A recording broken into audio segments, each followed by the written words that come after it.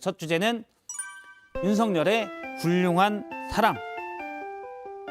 예, 앞에 수식어가 붙습니다. 원래는 이렇게 훌륭한 사람인데 최근 반복된 인사 부실에 대해서 오늘 출근길에서 지적이 있었는데요. 이에 대해서 윤석열 대통령이 오늘 출근길에 이렇게 얘기했습니다. 들어보겠습니다. 윤석열 후보자라든지 박진애 부총리 또 뭐 김승희 전 후보자 같은 경우에는 부실 인사라든지 뭐 그런 인사 실패라는 그럼 전 정권에 그 지명된 장관 중에 이렇게 훌륭한 사람 봤어요? 또 다른 질문. 인사 취재를 하게 되면 가장 많이 듣는 말이 인사는 대통령이 책임을 진다는 말입니다. 그렇습니다. 지금 이 반복되는 문제들이 최근에 충분히 검증 가능한 것들이 많아요. 이게 다른 정권 때하고 한번 비교를 해보세요. 사람들의 가지고 있는 예, 질문은 길었고 답은 간결. 우리말로 하면 짧았습니다. 그런데 인사 문제에 대해서 하자. 전 정권에 지명된 장관 중에 이렇게 훌륭한 사람을 봤어요? 훌륭한 사람을 보셨습니까? 뭐가 훌륭해요? 그러니까 저는 예. 전 정권하고 자꾸 이런저런 사안들에 대해서 비교를 하는데 그렇게 비교를 하면 인사 실패를 포함해서 이 정부의 문제점이 희석이 되나요? 저는 저게 피장파장 화법의 오류라고 생각을 해요. 아니 전 정권이 그렇게 잘못했다고 지적을 했던 분들이 이제 와가지고 전 정권 때도 그랬는데 혹은 뭐 전 정권은 더 했는데 이걸로 지금 이 정부의 여러 가지 문제점들이나 실정이 그게 만회가 되냐고요.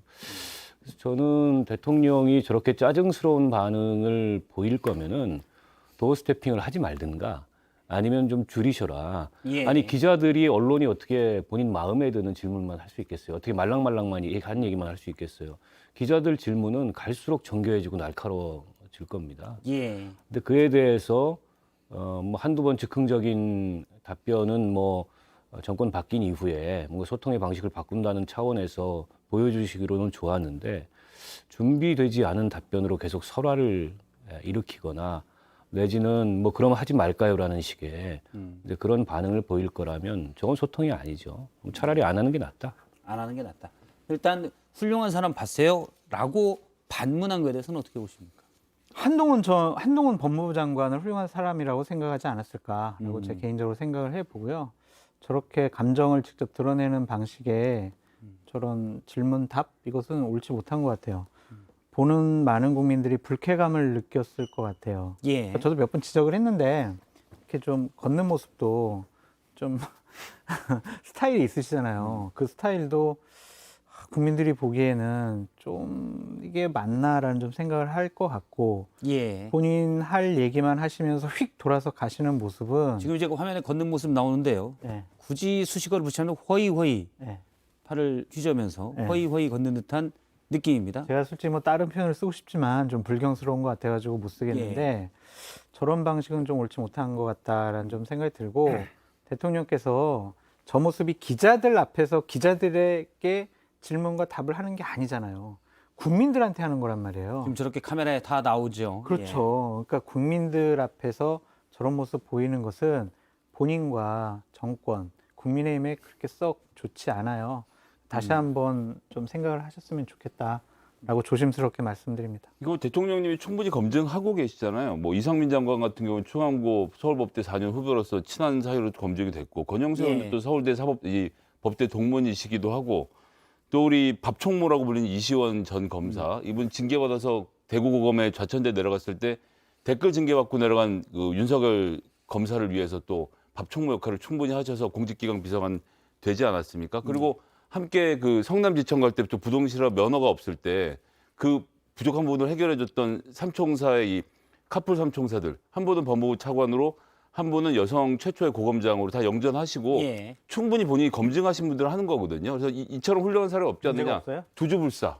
예, 우리 이번 장관 같은 경우도 0.25로 걸리려면 최소한 소주 12잔 이상을 드실 수 있는 주량을 자랑하신다는 건데 대통령 인사 기준에 굉장히 흡족하신 분이기 때문에 예. 대통령 입장에서 내가 다 겪어본 사람들인데 왜 그러냐는 얘기가 당연히 나올 것 같아요. 예, 이제 위험한 발언 같아요. 훌륭과 흡족에 대해서 난 이렇게 해석한다. 네. 라고 이제 말씀하신 부분이고요. 김성애 대변인께서 너무 요새 행복하셔서 야당이라고 그 말씀을 하셨는데 아니 아무리 그래도 카풀했다고 그렇게 한 번에 인사 내용을 이렇게 확 엎으시면은 다 오해하시잖아요. 카풀했기 때문에 뭐 된 것처럼. 근데 됐는데 카풀을 했었죠.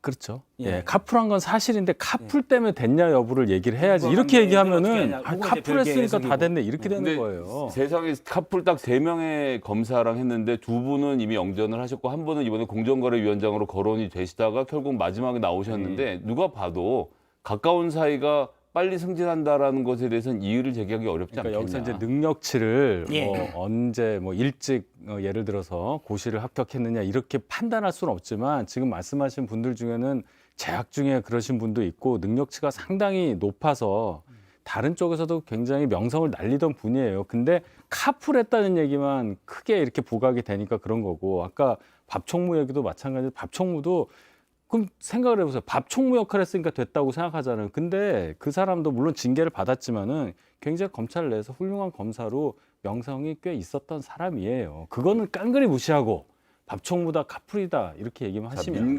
민간인을 구속 기소해서 재판에 가져가는데 알고 보니 국정원이 아예 처음부터 증거를 조작해서 만든 범죄였고 검사가 그 사실을 알았는지 몰랐는지 모르지만 결과적으로는 검찰총장이 사과를 했다는 것은 검찰이 그 사건에 연루가 되어 있었다라는 반증인 것이고 그 야당이니까 사건을 공격하기 담당했던 좋죠. 예. 분이 징계 한 달이었지만 징계를 받았다는 사실 자체는 검찰도 잘못됐다는 걸 알았는데 그런 분이 공직기강 비서관을 한다. 이게 밥총무가 아니라면 이해가 안 되는 일이라고 제 밖에 볼수 말씀은 없죠. 얼마든지 그 부분에 대해서 비판하셔도 좋은데 그거를 밥총무 얘기하는 순간 그 비판의 순도가 떨어지는 거예요. 예, 밥총무 제가 한 얘기가 아니라 아니, 그러니까 그 얘기를 하지 언론이 말았어야죠. 그렇게 기자들이 그렇게 명칭을 붙여서 그걸 그대로 따라온 겁니다. 갖고 오시면 좀 곤란하죠 여기서. 근데 예. 어쨌든 뭐 윤석열 대통령이 주관적으로 생각하기에 지금까지 임명된 국무위원 후보자들이 얼마나 훌륭하건을 떠나서 지금 보건복지부 장관 자리에 2명이 연쇄적으로 낙마를 했고 또 교육부 장관 후보자 낙마한 사람까지 일기 내각에 3사람이 낙마한 거예요. 문재인 정부 일기 내각에서 3사람이 낙마했습니다. 그때 낙마 사유하고 비교해 보더라도 전혀 문재인 정부보다 나을 게 하나도 없어요. 게다가 지금 박순애 장관 같은 경우에 결과적으로 임명이 됐고 오늘 뭐 수고했다는 얘기까지 들었는데 저분이 교육부 장관이잖아요. 예. 근데 음주운전 있으면 교장도 못 된대요. 음주운전 경력이 있으면은. 근데 이게 과거의 일이라는 이유로 뭐 그때는 기준이 달랐나요? 그때 기준으로도 면허 취소고 공직에 오를 수 없는 그런 사람인데 과거에는 기준이 달랐다라는 납득할 수 없는 그런 핑계를 대면서 임명해 놓고 훌륭한 사람이라고 얘기하는 건 제가 보기에 저건 이제 달나라 인식 체계다. 지구에서는 저렇게 인식을 안 한다 생각합니다. 달나라 인식 체계 또 하나 좋다고 얘기하면 안 되고 박원석 의원님이 프레임을 하나 또 만드셨습니다. 지구에서는 이렇게 인식을 안 않는다. 물론 뭐 다릅니다. 교장은 안 되지만 또 교육부 장관은 될 수도 있는 거고요. 어떻게 될 수가 있어요? 안 되나요? 교장들 근데 다 자꾸- 지휘하는 자리인데 아니 의원님 왜 자꾸 공격을 하십니까? 그럼 어떻게 해야 돼요? 칭찬을 해야 돼요? 그렇게 할 때 공격을 하신 그런 검증이 다 공격이기 때문에 대통령님이 들으시는 방송에서는 말을 좀 조심하셔야 되지 않겠나 이렇게 생각합니다. 예, 이게 지금 전선이 없어. 이거 약간 난처해졌는데 알겠습니다. 지금 김성현 소장님이 계속 역설법을 쓰시는 걸로 제가 이해를 하도록 하고요. 오늘 윤 대통령의 발언 이렇게 전 정권에 지명된 장관 중에 이렇게 훌륭한 사람을 봤냐라는 발언에 대해서 야당에서는 바로 반박이 나왔습니다. 우상호 비대위원장의 얘기를 들어보겠습니다. 윤석열 대통령도 전 정부 인사인데 전 정부 인사 중에 훌륭한 사람 봤냐는 얘기는 자기 모순 아닙니까? 자기가 자기 자신을 욕할 수 있나요? 그래서 그분이 문재인 대통령 하에서 검찰총장 하신 고위급 인사 아닌가요? 자기가 자기를 디스하신 거 아닙니까? 사실 저 부분은 조금 그래요. 왜냐하면 윤석열 대통령이 문재인 정부 하에서 장관급인 검찰총장을 했기 때문에 이렇게 훌륭한 사람 봤어요라고 얘기하는 건 좀 그렇지 않습니까? 그건 어떻게 아니 저런 얘기는 제3당 대표 정도면 할 만해요. 전 정부에서 그 역할 하셨던 분이 저 얘기를 하면 서로 그런 거예요. 그렇게 얘기하면은 서로 그렇잖아요. 디스전이다. 그렇죠. 임명은 누가 한 거예요, 그러면. 그렇게 따지는 거고 그렇게 말꼬리 잡고 댓글 나온 거를 인용해가지고 저렇게까지 얘기하시는 거는 좀 심한 것 같아요. 제가 예. 볼 때는. 네. 알겠습니다. 저는 자꾸 윤석열 대통령께서 상대평가를 하는 것은 옳지 않다고 생각이 들어요. 예. 그러니까 자꾸 전 정권, 문재인 정권이 기준점이 돼서는 안 된다라고 말씀드리고 싶은 거예요. 그러니까 정권 교체를 한 이유가 뭐예요? 여러 가지 이유가 있지만 전 정권이 자신들의 고집과 신념에 따른 인사, 우리 쪽 사람들, 캠코더 인사 그런 사람들만 임명했다라고 해서 비판을 많이 받았잖아요. 그러한 아주 낮은 수준의 기준점을 갖고 있는 전 정권과 비교를 해서 우리가 더 낫다라고 평가하는 것은 정권 교체를 원했고 윤석열 대통령을 찍은 국민들에 대한 모독이라고 생각이 듭니다. 절대 평가를 해야 돼요. 정말 국민들이 봤을 때, 야, 저 정도면 장관 깜이네. 예. 저 정도면 대통령실에서 근무할 비서관, 수석들 그럴 깜이네라고 국민들이 인정해줘야지 자신들이 스스로 합리화하면 안 된다니까요. 합리성을 갖고 국민의 눈높이에 맞는 그러한 인사를 해야지 우리끼리 야, 이 정도면 훌륭한 거 아니야? 이런 식으로 판단해서는 결코 국민들이 윤석열 정권에 대해서 정권 교체한 의미를 찾을 수가 없다. 예. 그래서 대통령의 오늘 발언과 어제 발언들은 상당히 좀 우려스럽고 걱정이 된다라고 말씀드려요. 알겠습니다. 혹시 뭐 덧붙일 말씀이 달라질까요? 제가 보기에는 그다지 달라지지 않을 것 같아서 그게 더 걱정이고, 지금 이제 대통령을 보좌하는 비서실장부터 시작해서 청와대 수석, 뭐 비서관, 이분들이 무슨 일을 하고 있는지 솔직히 모르겠어요. 그러니까 매번 출근길에 대통령의 저 도어 스태핑 메시지만 두드러지지 그 메시지가 정제되지 않고 나오는데, 과연 이걸 대통령실에서 바로잡기 위해서 어떤 노력들을 하는지 모르겠고, 그리고 얼마 전에 그 순방 때 사진도 그렇습니다. 이 공보 라인이 얼마나 무능하고 얼마나 감각이 없으면은 그런 사진이 나올 수가 있어요. 예. 그래서 지금 총체적으로 이 정부의 뭔가 시스템이 갖춰지지 않고 작동하지 않고 있다, 이런 느낌이 너무 많이 들어요. 저는 이러한 것에 대한 일차적인 책임은 장제원 의원한테 있다고 봐요. 그러니까 대통령 당선인 비서실장을 하면서 인사 뭐 많은 수석들 그리고 뭐 비서관들, 행정관들 본인이 예. 많이 추천을 하고 뭐 임명을 한 거 아니겠습니까? 사감 아닙니까, 사감? 공감입니다. 사감 아닙니다. 예. 공론센터 소장이지만 아무튼 공감. 네. 예. 사감은 아니다라는 네. 말씀이시고요. 예. 그때 말씀드린 전화 오지 않았습니다. 지난 화요일 날 다행입니다. 예, 비판의 목소리를 높였지만 12시 넘어서 전화가 한 통 와서 제가 깜짝 놀랐는데 다른 술 취한 후배가 전화가 온 거였고요. 장제원 의원하고는 전혀 상관이 없었습니다. 전 사모님인 줄 알았는데 예. 다행이네요. 그렇습니다. 많은 복선을 깔고 계신 건데 집에 있었습니다. 예. 네, 다음 얘기를 해보도록 하겠습니다. 역시 계속된 인사 얘기인데요. 새로 지명된 송홍열 공정거래위원장이 윤석열 대통령의 사법연수원 23기 동기입니다. 근데 과거에 성희롱 발언으로 물의가 있었는데요. 좀 여러 번이 있었습니다. 지금 화면에 그래픽에 나오는데, 일단 외모 품평, 넌 외모가 중상, 넌 중하, 넌 상. 그리고 한 여학생에게 이효리 어디 갔다 왔느냐, 너 없어서 짠 못했잖아. 또 다른 여학생에게 한 남학생을 가리켜 너 얘한테 안기고 싶지 않느냐, 나는 안기고 싶은데. 이 부분 논란이 많을 것 같은데요. 동료 교수와 신랑이 한 후에 한 로스쿨 원장에게 못생긴 사람은 비켜라. 비키실 필요 없습니다. 저희는 그런 좀 외부의 비켰는데 시선에 지금 김세경 선생님이 뒤로 살짝 몸을 빼시는데 비키실 필요 없습니다. 저희는 그런 외부의 평가에 흔들리지 않습니다. 예. 제가 로스쿨 원장이 됐군요. 아닙니다. 예. 자, 이런 말들을 했습니다. 물론 자질, 능력, 전문성 이것과는 공정거래위원장으로서 이런 것과는 관련이 없을 수 있지만 과거의 발언이 문제가 됐고, 그런데 또 이 부분을 좀 알고 있었고 논란이 된 걸 알고 있었지만 그대로 임명을 했다라고 했는데, 물론 그 전에 사과했기 때문에 뭐 그 정도에서 이해할 수 있는 부분이다라는 인식인 것 같아요. 얘기 들어서 어떻게 보십니까? 이거는 이제 윤석열 대통령의 인사 기준에 부합하는 거죠. 예. 아니 뭐 웃기려고 하는 얘기가 아니라 박순애 장관 같은 경우도 어땠습니까? 음주운전이 있었지만 그 결론적으로 어떻게 됐어? 선고유예 받았습니다. 그럼 법적으로 문제 없는 거잖아. 이렇게 되는 구조가 있는 것이고, 이성희롱도 이런 발언이 있었지만 그래서 결론적으로 어떻게 됐어? 피해자도 뭐 괜찮다고 하고 고발당하거나 처벌받은 적이 없습니다.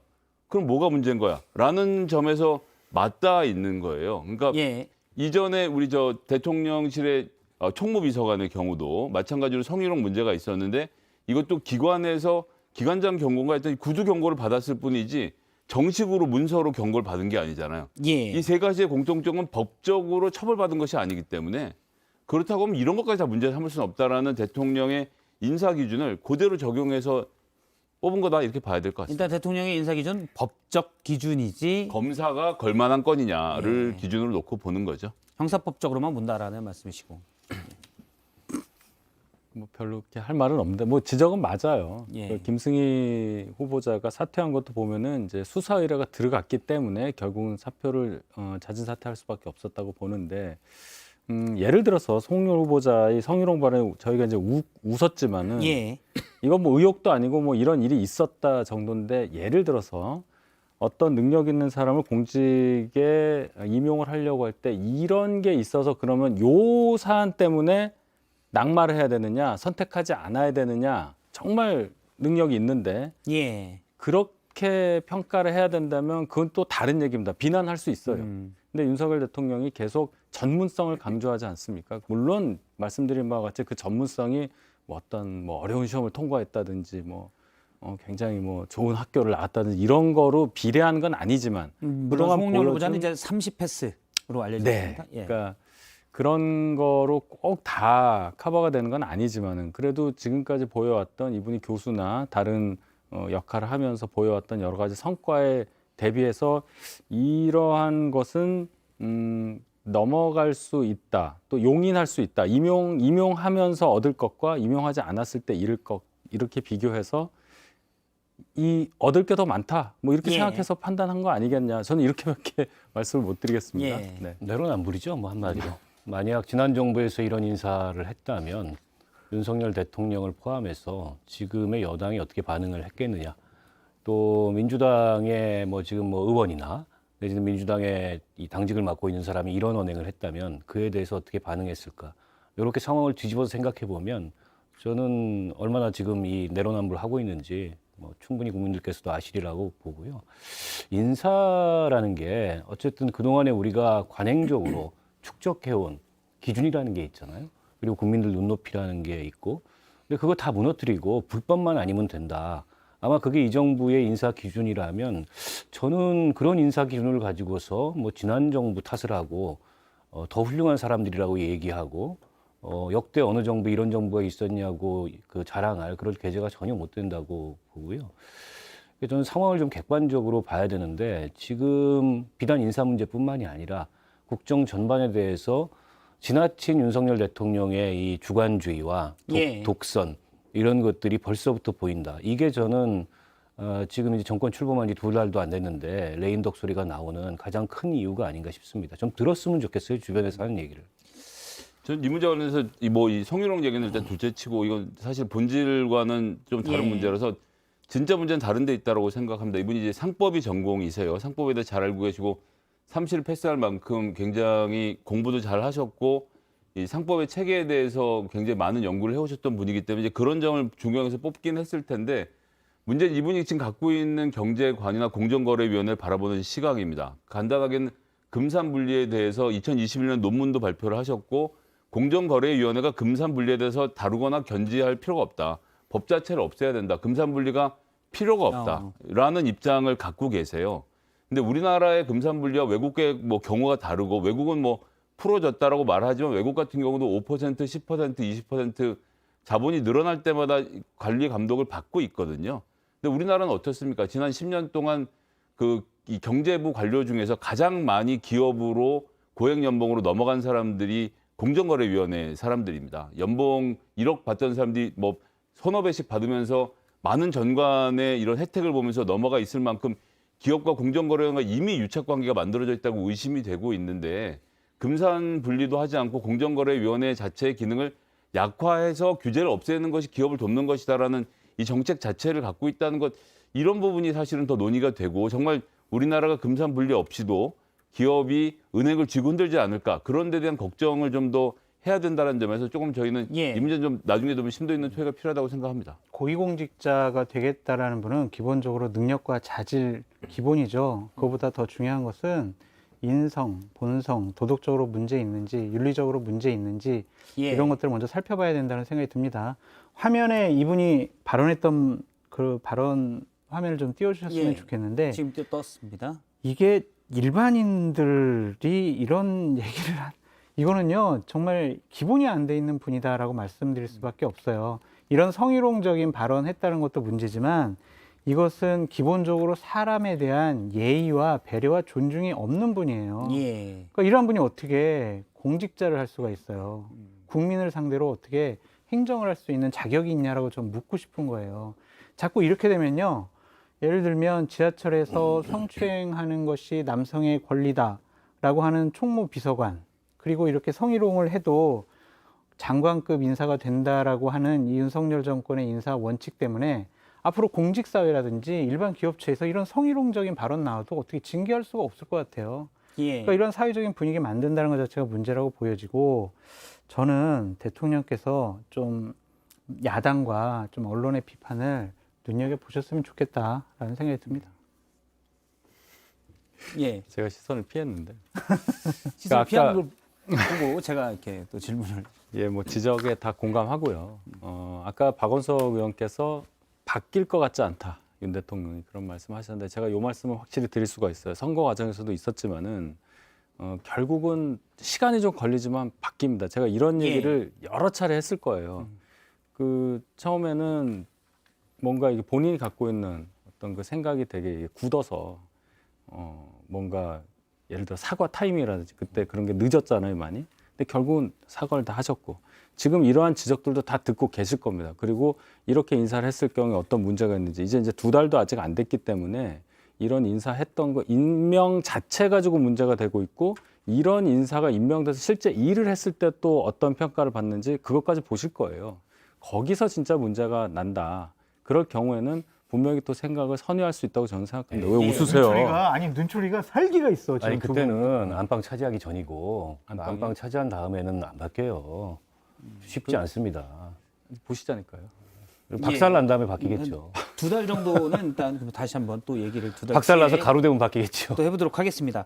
근데 기본적으로 사람이 술 먹고 실수도 할 수 실수 할 수 있지라는 기본 인식이 바뀌지 않으면 인사 기준이 별로 바뀔 것 같지 않아요. 지금 말씀하셨던 모든 분들의 공통점이 다 술 먹고 한 일이거든요. 예. 술 먹고 운전하고, 술 먹고 성희롱하고, 술 먹고 성희롱하고 예. 이런 거 아닙니까? 근데 뭐 법적으로 큰 문제 없으면 뭐 가도 된다라는 생각이 쉽게 바뀔까요? 그 안에는 주가 들어가 있다. 저류에는 그런 답답합니다. 말씀으로 네. 하신 것으로 보이고요. 일단 인사가 된 박순애 사회부총리 겸 교육부 장관에 대해서 야당에서는 인사청문회도 없이 어떻게 이런 분을 임명하냐 바로 강하게 비판을 했습니다. 민주당 박홍근 원내대표 얘기를 들어보겠습니다. 술을 마시고 운전대를 잡는 것은 사실상 예비 살인이라고 비판한 것은 바로 윤 대통령 자신입니다. 만취 음주운전 전력자가 윤석열 정부의 첫 번째 사회부총리자 교육부 장관에 임명되었습니다. 예, 기다렸다는 듯이 제가 볼 때는 약간 임명하기를 기다렸다라는 듯한 분위기도 민주당에 좀 있는 것 같아요. 어떻게 보십니까? 아니 이제 국회가 정상화됐으니까 예. 사실 인사청문 그 보고서 송부 요청 기간이 지났다 그래도 국회 인사청문회까지 한번 지켜보자 이런 결정을 할 수도 있었어요. 근데 뭐 국회 정상화와 관계없이 어쨌든 임명 강행해버리고 이렇게 되면 김승희 후보자의 자진 사퇴에 빛이 바라는 거죠. 사실은 저는 박순애 그 장관 같은 경우는 인사청문회를 통과했다면 지금 받고 있는 의혹들이나 이 문제들이 훨씬 더 구체화되면서 국민 여론상 임명하기 어려웠을 거예요. 그래서 인사청문회를 피해 가려고 했는지는 모르겠으나 이렇게 해놓고 국회하고 무슨 협치를 하고 소통을 하겠습니까? 근데 저는 대단히 부적절한 판단을 했고 제가 이제 바뀌지 않을 것 같다는 느낌을 계속 받는 게 야당 얘기만 안 듣는 게 아니에요. 여당 얘기도 안 듣는 것 같아요. 제가 보기에는. 그래서 바뀌지 않을 것 같다는 걱정을 하는 겁니다. 저는 좀 오늘 아쉬운 게 대통령께서 박순애 장관에게 임명장을 주면서 언론과 야당의 공격을 받느라 고생했어요 라고 얘기하셨잖아요. 예. 이렇게 얘기하시는 것보다 지난날에 과오가 있지 않았느냐, 국민을 위해서 더 열심히 일해라, 그래서 과오를 갚아라, 이런 식의 말씀을 하셨으면 어땠을까. 뭐라고 생각하지 않는다니까요. 0.251 그럴까요, 정도면은 과오죠. 물론 아니, 오래전 아니죠. 일이라고 해서 선거 유예를 받았기 때문에 예. 법적으로는 과오가 아닌 겁니다. 법적으로는 야당- 251은 사실 웬만한 사람은 기록하기도 힘든 수치예요. 야당 패널이 운전을 아주- 잡지 않아도. 예. 야당 패널이 부럽습니다, 사실은. 지금. 예. 저는 그러니까 이런 말과 대통령의 메시지 때문에 많은 국민들이 상처를 받을 것 같아요. 그래서 아다르고 어다르잖아요. 그러니까 자기 스스로 자기 진영 그리고 내가 한 행동 결정에 대해서 합리화하면 안 된다니까요. 국민에게 합리적으로 설명을 해줘야 돼요. 이해시켜줘야 되고. 그러니까 지금 뭔가 권력에 좀 취해 계신 것이 아닌가라는 그런 좀 생각이 듭니다. 그래서 상당히 정말 우려스럽고 걱정이 많이 돼요. 정말. 지금 말씀하신 부분을 저희가 준비를 했는데요. 윤석열 대통령이 박수대 사회부총리 겸 교육부 장관에게 오늘 임명장을 주는 사진입니다. 그러면서 언론의 공격, 언론과 야당의 공격받느라 고생했다. 소신껏 잘하라. 이렇게 얘기를 했는데요. 사실 어떻게 보면 적진을 해치고 온 우리 편 고생했습니다. 약간 이런 느낌이 나요. 그런데 이게 데자뷰 같은 느낌이 드는 게 2018년에 이런 게 있었습니다. 당시 문재인 대통령이 유은혜 당시 교육부 장관 똑같습니다. 사회부총리 겸 교육부 장관에게 임명장을 수여하면서 한 말이 있습니다. 청문회 때 시달린 분이 일 더 잘한다는 얘기 있어. 이렇게 기사 제목에 지금 나오고 있는데요. 당시에도 적진을 해치고 오느라 고생했다. 일 잘해. 약간 이런 느낌이었어요. 우리 편 고생했어. 청문회도 안 했잖아요. 해치긴 뭘 해쳐요. 예. 그냥 아무 해명도 안 하고 가만히 있었는데. 이번에 이제 박수혜 네. 장관 같은 경우 청문회를 안 했으니까요. 네. 그러니까 이제 일단 공격을 특히 이제 0.25이라고 얼마나 뭐 비판을 많이 받았습니까? 비난을. 그래서 그런 걸 견디느라 고생했다. 이런 맥락이 아닐까 싶기도 하고요. 전 별로 고생 안 한 것 같은데. 아. 청문회 장에 서 봤어야 그나마 고생이라도 한 건데 예. 언론이 질문하면 피하고 그리고 뭐 야당 만날 일도 없었고 국회도 안 나갔고 뭘 고생했다고 저런 공치사까지 하는지 잘 모르겠어요. 이제 시작되겠죠. 이제 국회에서 근데 저분은 이제 앞으로 남아있는 국회 출석이 모두 청문회예요. 두고 예. 보십시오. 저게 장관으로서 영이 설지. 유희석 대변인도 말씀 좀 하시게. 예. 이렇게. 너무 신나서 두 분이 지금 얘기하시는 거 아닙니까? 뛸 타이밍을 지금? 예, 우리 파평 윤희석 대변인도 말씀해 주시죠. 예. 평이요? 파평윤 씨 아닙니까? 네, 맞습니다. 예. 네. 윤핵관. 그러니까 이제 윤회가 아니에요. 그래서 국회 가면 이제 저분이 어떻게 할까 이제 그게 제일 걱정이 되고 그리고 교육부가 지금 갖고 있는 현안이 있잖아요. 이 학생 수가 줄어들면서 교육부 비대한 교육부를 어떻게 개혁하느냐 구조조정도 해야 되고 국가교육위원회 이제 생기는데 거기랑 어떻게 권한을 나눌 거냐 어떤 식으로 이를 협조해서 할 거냐 이런 큰 문제가 있는데 교육부 수장 또 사회부총리가 이러한 논란을 안고 임명이 된 상황에서 영이 쓰겠느냐 이런 예. 문제까지 두 가지가 있지 않습니까?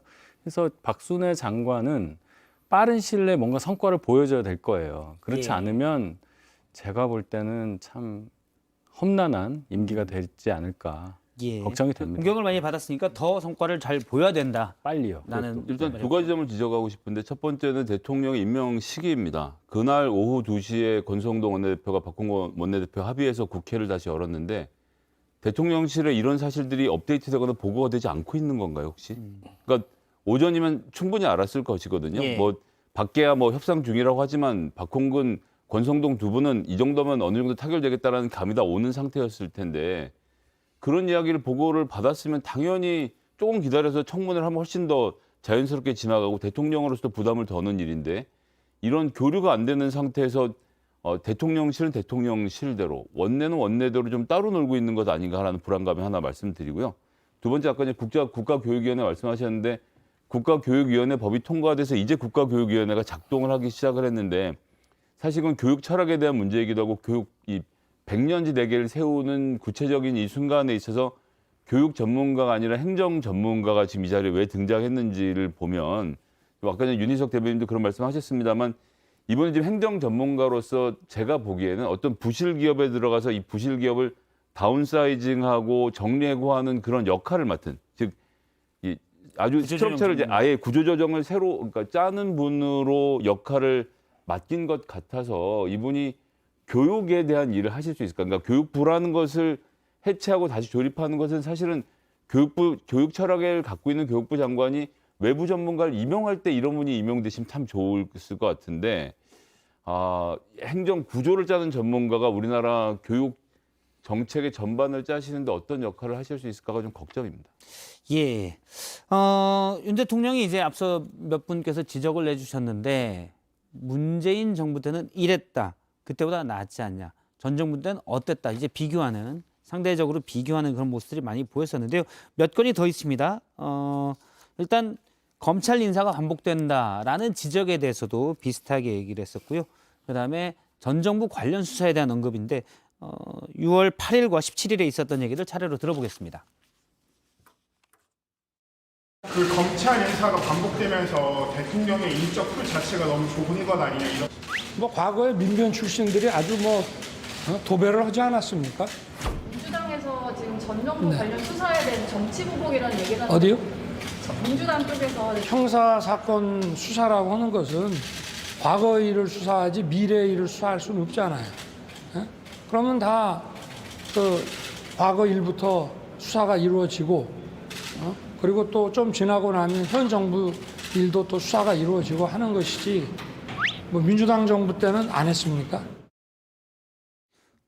예, 앞서 말씀하신 대로 이제 이런 부분들이 사실 절대 평가가 돼야 되는데 자꾸 전 정부를 또 했으니까 우리도 비슷한 걸 가지고 왜 뭐라고 하냐 이런 건 부적절하다는 근데 이게 말씀이시죠? 사실관계도 안 맞는 문제가 있습니다. 일단 예. 전 정부의 너무 초기에 장관 임명할 때 예. 법제처장 한 사람만 민변 출신이었고요. 그리고 그나마도 법제처장은 법 전문가니까 변호사 중에 찾다 보면 민변 사람들이 많이 있겠죠.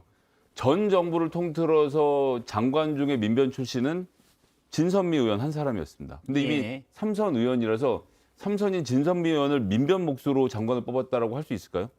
그 마치 저희가 권영세 의원 보고 검사 출신이 통일부 장관 하냐고 따지는 거랑 거의 비슷한 수준이기 예. 때문에 그렇게 둘밖에 없습니다. 장관 중에서는. 그래서 대통령이 하신 말씀 일단 팩트가 안 맞는다는 말씀 하나 드리고 싶고 두 번째는 수사 얘기는요. 그러니까 정치 보복 이거는 본인께서 후보 시절에 중앙일보 인터뷰에서 해야죠, 돼야죠까지 하셨잖아요. 그래서 문정부에 대한 구체적인 적폐청산 수사를 공언하신 바 있고 전 오늘 이상민 장관 말씀 정말 깜짝 놀랐는데 이분 동아일보 행안부 인터뷰 장관이시잖아요. 예, 동아일보 인터뷰에서 구체적으로 서해 사건 예를 들면서 전 정권 좀 수사하는 것 그러니까 언제 또 행안부 장관한테 경찰 수사지휘권이 넘어갔습니까? 아직 법은 바꾸지도 않고 심지어 본인들 시행령도 안 바꿨는데 벌써 신나서 뭐 수사할지를 얘기한다. 뭐 우리가 수사에 개입할 수는 없지만 요런 건 해야 되지 않을까라고 말을 하면 경찰들이 그 인터뷰를 다 볼 거거든요. 동아일보가 꽤 유명하신 분이라. 그래서 이런 식으로 너무 신나서 전 정권에 대한 적폐 수사라는 명분으로 한동훈 법무부 장관 나서고 이상민 행안부 장관 나서고 두 분은 다 공교롭게 굉장히 가까운 후배고 하는 점이 윤석열 대통령한테 부담이 되지 않을까요? 제가 두 가지만 얘기할게요. 예. 민변 출신 얘기한 게 무슨 장관급만 얘기한 게 아니잖아요. 청와대 행정관부터 시작해서 여러 사람들이 있었는데 여기 발언이 위원회 뭐 이런 부분 과거의 민변 출신들이 뭐 도배를 하지 않았냐는 얘기에 내각이라는 얘기는 하나도 없어요. 그러니까 그렇게 자꾸 넘겨주지 마시라는 거예요. 말씀하실 때 제 얘기는 그렇죠? 뭐 진선미 의원 민변 그런 얘기는 할 필요가 없는 청와대도 얘기예요. 민변은 처음에 없었습니다. 아니 그 민변 출신 많이 들어갔잖아요. 5년들 통틀어서 32명이 있었죠. 맞네. 도배했네. 도배했네. 32명. 5년 동안요? 어. 정부 요직을 다 합쳐서? 에이, 아니, 이제 검사들 어떻게 하시나 좀 보죠. 공수처 지금도 벌써 같은 13명인가 넘지 지금 않습니까? 까먹었는데 수사지휘. 예. 구체적인 사건 수사에 대해서 무슨 어떤 가이드라인을 주거나 한 게 아니잖아요. 서해 공무원 같은 경우에 수사 필요성이 있다는 얘기 정도 한 걸 거예요. 그거를 무슨 행안부 수사지휘권이라고? 장관이요? 아니 행안부 장관이 네. 거기에 대해서 자기 의견을 얘기할 수 있는 거지. 그걸 왜 수사지휘권이라고 시청자들이 얘기하세요? 판단하시겠죠. 얘기는 할 수 없는 것 같은데요. 장관이? 그런 얘기하면 안 될 것 같은데. 그런 얘기하는 게 수사지휘 가이드라인이에요. 그러니까요. 행안부 아니 장관이 경찰청장 옛날에 후보 비판을 많이 면접도 했는데. 보시는 이상민 장관이 지금 미안한데 청장 면접도 그러세요. 보고 이 사건도 하라고 하면 그게 수사지휘지 정신을 뭘 차리세요. 얼마나 아니, 구체적으로 법무부 해요. 장관 수사지휘권까지 폐지하면서 구체적 사건에 대해서 언급하지 않는다. 이걸 자랑하는데 행안부 장관이 아니 지금 서해 공무원 경찰국을 관련해서 신설한다고 수사를 하고 하면서 있냐고요. 왜 안 해요? 수사를 하죠. 아니 그 관련해서 뭐가 잘못됐다 해서 그걸 수사를 하고 있냐고 지금 어제 수사 주체가 아니 있고 일단 그게- 고발이 됐고 조만간 수사를 할 텐데 그러니까 수사 안 하고 있잖아요. 아니 근데 행안부 장관이 거기에 대해서 이런 건 수사가 돼야 된다라고 그러니까 안 하고 언급하는 있는 걸 게 문제 삼는 그게 어떻게 거죠, 지금. 문제가 안 됩니까? 문제가 그건 되죠. 문제가 많다라는 취지로 제가 좀 얘기했었죠. 말씀드리면 아까 얘기했듯이 항상 이제 절대평가 기준을 갖고 국정 운영해야 된다라고 말씀드리고 제가 문재인 정권 비판을 했을 때 계속 뭐라고 그랬냐면 과거에 박근혜 정권 때 그랬잖아라고 했을 때 제가 탄핵당한 정권과 왜 문재인 정권 스스로 격화시켜서 비교를 하느냐 그랬거든요. 이미 문재인 정권은 국민의 심판을 받았죠. 민주당 정권도. 그렇게 국민의 심판을 받은 정권과 비교를 해서 우리가 조금 더 나아라고 얘기하는 것 자체가 정권 교체를 원했던 분들에 대한 모욕이라고 저는 생각을 해요. 그렇기 때문에 자꾸 기준점, 비교점을 문재인 정권으로 두지 말고 우리 윤석열 정권은 다르다 예. 것을 보여주셨으면 좋겠다. 장 교수 말이 맞고요. 자꾸 그렇게 상대 비교를 한다 그래서 이 정권이 더 돋보이거나 혹은 이 정권의 문제점이 가려지는 게 아니에요. 그리고 아주 객관적으로 봤을 때 잘하는 것도 없어요. 지난 정부 이 시점하고 비교해서. 근데 자꾸 뭘 잘하는 게 없는데 구체적으로 얘기도 못하면서 잘한다고 저렇게 거대한 주관에 빠져 있는지 제가 보기에는 좀 약간 한심합니다. 지금 상황이. 알겠습니다. 근데 아니 사실 그래도 자꾸 검찰 인사는 700명씩에서 많이 하지 않았습니까? 그래도 예. 낙토 가서 큰 실수는 안 하고 돌아오지 않으셨습니까? 큰 실수 안 한 게 잘한 거다. 일단 자꾸 근데 프레임이 쟤네보단 잘했어. 우리가 나라고 그건 안 하는 거는 돼요. 이제 국민 통합을 외쳤던 정치권에서는 사실 저는 크게 보면 기본적으로 그 부분에서는 좀 그건 안 잘못된 게 아닌가. 서로 간에 진영을 나누는 이런 식의 될 수 있지 않나는 생각도 듭니다.